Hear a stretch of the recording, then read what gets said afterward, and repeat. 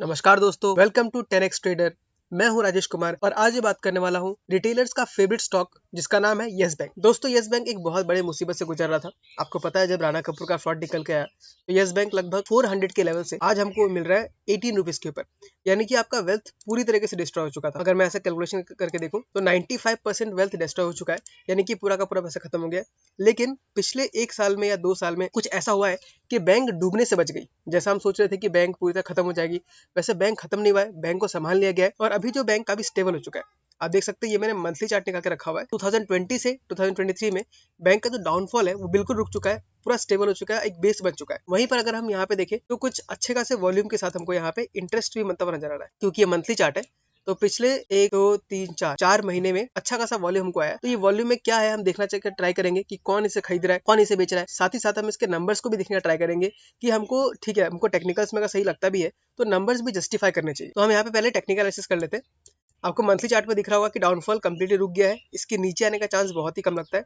इसने जो लो लगाया था वो लो लगभग 9 रुपीज का था और 9 रुपीज अभी 21 रुपीज के आसपास मिल रहा है। तो ये आप देख सकते हैं कि स्टार्टिंग में जब ये येस बैंक लॉन्च हुआ था तो पहला रेजिस्टेंस इसका ये था, उसको ब्रेकआउट देने का काफी ऊपर गया। फिर जब इस रेजिस्टेंस को ब्रेक डाउन दिया इसने तो काफी नीचे आया।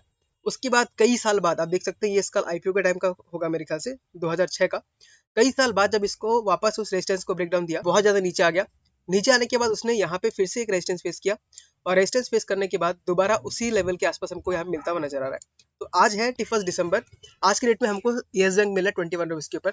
अब यहाँ पे अगर मैं देखूं, अगर मैं क्या हॉरिजॉन्टल लाइन बनाऊं तो आप देख सकते हैं कि ये एक बहुत ही इंपॉर्टेंट जगह पे खड़ा है। ये जो 21 का जो रेंज है बहुत ही इंपॉर्टेंट जगह है। इसको अगर ब्रेकआउट देता है तो स्टॉक काफी अच्छा खासा ऊपर आ सकता है। ये जो ब्लू लाइन दिख रहा है आपको, इसके ऊपर इसका एक बहुत पहला रेजिस्टेंस था जिसको ब्रेक करता हुआ नजर आ रहा है और अब चांसेस बहुत ज्यादा है, अगर स्टॉक अच्छा परफॉर्म करती है तो यहाँ से बहुत ज्यादा ऊपर जा सकता है। अब नॉर्मली मैं दोस्तों बहुत रिस्की कंपनीज के ऊपर वीडियोस नहीं बनाता हूँ, पर येस बैंक के ऊपर क्यों वीडियो बना रहा हूँ, क्योंकि इसके ऊपर जितना भी जो अनसर्टेनिटी था कहीं ना कहीं हमको खत्म होते हुए दिख रहा है। 2 साल 3 साल बीत चुका है उन सब चीजों को और बैंक वापस से स्टेबल होता हुआ नजर आ रहा है। साथ ही साथ टेक्निकल में मुझे एक और यहाँ बहुत ही बढ़िया पैटर्न दिख रहा है जिसको हम कप एंड हैंडल पैटर्न बोलते हैं। तो यहाँ पे पहले इसका कप बना और फिर ये वाला इसका एक हैंडल बन चुका है।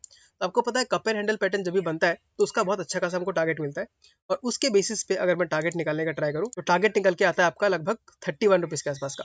अब मैं इसको जरा जूम आउट करके देख लेता हूँ कि 31 रुपीज टेक्निकली हमें यहाँ पे दिखता है कि नहीं। ये तो कप एंड हैंडल का पैटर्न में दिख रहा है, लेकिन अगर यहाँ से ब्रेकआउट मिल जाता है तो हमको जो नेक्स्ट टारगेट निकल के आता है वो हमारे आता है जो नेक्स्ट रेजिस्टेंस है, यानी इस लेवल पे जो कि 52 का है।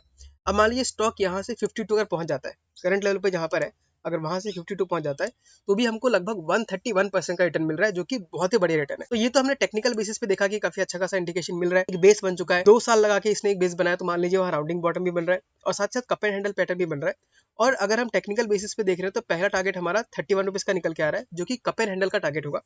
और अगर हम नॉर्मली प्राइस एक्शन भी देखें, जो नेक्स्ट टारगेट निकल के आता है वो सीधा हमको 52 के आसपास का नजर आता है। अब हम देखते हैं कि क्या नंबर्स इसको सेटिस्फाई करते हैं कि नहीं। तो यहाँ मैंने स्क्रीनर में जाके क्वार्टरली रिजल्ट निकाल लिया है। तो यहाँ पे 2020 से 2023 तक का अवेलेबल है। आप देख सकते हैं रेवेन्यू जो है काफी स्टेबल, उतना बढ़ा नहीं है। 5245 करोड़ से लेके आपका 6714 पे हल्का सा ग्रोथ आपको नजर आ रहा है। तो हम इसको स्टेबल मान सकते हैं, क्योंकि बैंक बहुत ज्यादा मुझसे फंस गया था। अब धीरे धीरे स्टेबिलिटी पे आ रहा है, तो एक ही बार में रेवेन्यू ग्रो करना भी अच्छा नहीं है। वहीं पे अगर हम प्रॉफिट बिफोर टैक्स देखें तो आप देख सकते हैं वो भी हमें काफी अच्छा खासा स्टेबल होते हुए नजर आ रहा है। जहां पहले बहुत ज्यादा लॉस करती थी, आप देख सकते हैं प्रॉफिट बिफोर टैक्स भी बहुत स्टेबल हमको नजर आ रहा है। 2021 में लगभग 5000 करोड़ का लॉस हुआ था। वो लॉस आपका कोरोना वायरस की वजह से जो एनपीएस क्रिएट हुए थे उसकी वजह से हुआ था। उसके बाद आपको काफी स्टेबल है प्रॉफिट दिखाई दे रहा है। 400 करोड़, 200 करोड़, 72 करोड़, 275 करोड़, 462 करोड़ और 304 करोड़ इस क्वार्टर में।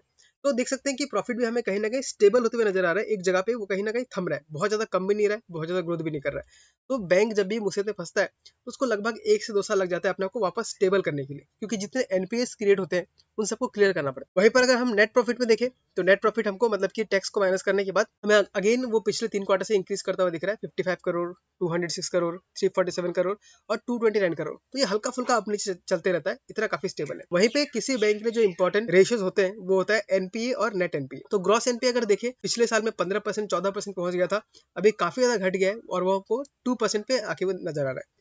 वहीं पे अगर एनपीए देखें तो एनपीए जो कि पहले 4.7% पे था वो अभी घट के 0.9% पे आ गया है, यानी 1% के नीचे आ चुका है। तो नंबर्स भी देखो तो थोड़ा थोड़ा हमको स्टेबल होते नजर आ रहा है, काफी हमें कंफर्टेबल लग रहा है अब इस जगह पे धीरे धीरे इन्वेस्टमेंट करने के लिए। अब वहीं पर अगर हम इसका शेयर होल्डिंग पैटर्न देखें तो वो भी हमें काफी अच्छा खासा इंटरेस्टिंग नजर आएगा। प्रमोटर होल्डिंग फिलहाल इसका 0 हो चुका है, यानी ये टोटली प्रोफेशनली रन कंपनी हो चुकी है। अब प्रमोटर्स का इस पे कोई कब्जा नहीं है। वहीं म्यूचुअल फंड्स का देखें तो म्यूचुअल फंड्स अभी ना के बराबर होल्ड कर रहे हैं। अदर डीआईस का देखें तो उन्होंने हल्का सा इंक्रीज किया है, लगभग 40% अभी होल्ड कर रहे हैं। तो ये बहुत ही अच्छा खासा इंडिकेशन देता है कि जो बड़े बड़े जो इंस्टीट्यूशंस है वो लगभग 40% इसको होल्ड करते हैं। वहीं पर अगर एफआईएस को देखें, एफआईएस ने भी अच्छा खासा ग्रोथ दिखाया है, वो लगभग 23% होल्ड कर रहे हैं। अगेन एक अच्छा इंडिकेशन है। वहीं पर अगर रिटेलर्स का देखूं तो रिटेलर्स जहां पहले 44% होल्ड करते थे, अब धीरे धीरे बेचते बेचते वो 35% पे आ गए। तो जब भी ऐसा होता है कि जब जो बड़े इन्वेस्टर्स होते हैं वो इंक्रीज कर रहे होते हैं और रिटेलर्स अपना स्टेक कम कर रहे होते हैं, तो इसको मैं एक अच्छा खासा पॉजिटिव इंडिकेशन मानता हूँ, क्योंकि रिटेलर्स से ज्यादा इन्फॉर्मेशन उनके पास होता है। फाइनली अगर मैं इस वीडियो को समराइज करना चाहूँ, येस बैंक में पॉजिटिव थोड़ा ज्यादा है, नेगेटिव्स ऑलमोस्ट थोड़ा बहुत तो कहीं ना कहीं रहेंगे ही, क्योंकि बैंक है, कल को क्या हो जाए कोई बोल नहीं सकता। लेकिन अगर आप थोड़ा रिस्की इन्वेस्टर है तो धीरे धीरे करके एक्यूमुलेशन कर सकते हैं। मैं पर्सनली फिलहाल इसमें इन्वेस्टेड नहीं हूँ, लेकिन अगर मुझे करेक्शन ही मिलता है, मान लीजिए अगर मुझे आपस से ये 15-16 के आसपास मिलता है, तो ऑफकोर्स मैं एक छोटा सा अमाउंट इसमें लगाऊंगा, क्योंकि मैं बहुत ज्यादा रिस्क नहीं लेना चाहता, लेकिन थोड़ा बहुत इसमें पैसा लगाया जा सकता है based on the information we have right now. तो दोस्तों येस बैंक के बारे में आज इतना ही। आपको अगर ये वीडियो अच्छा लगा तो इस वीडियो को लाइक कर दीजिए, और अगर आप कुछ इनपुट देना चाहते हैं तो कमेंट करके बताइए, और हो सके तो इस चैनल को सब्सक्राइब भी कर लीजिए, क्योंकि ऐसे वीडियोस में टाइम लेके आता रहता हूँ। और जल्दी ही मैं कुछ ऐसे स्टॉक्स भी लाने वाला हूँ जो 2024 में काफी अच्छा खासा परफॉर्म कर सकते हैं। तो मिलते हैं अगले वीडियो में किसी अगले स्टॉक के साथ। तब तक के लिए tata, bye bye, take care.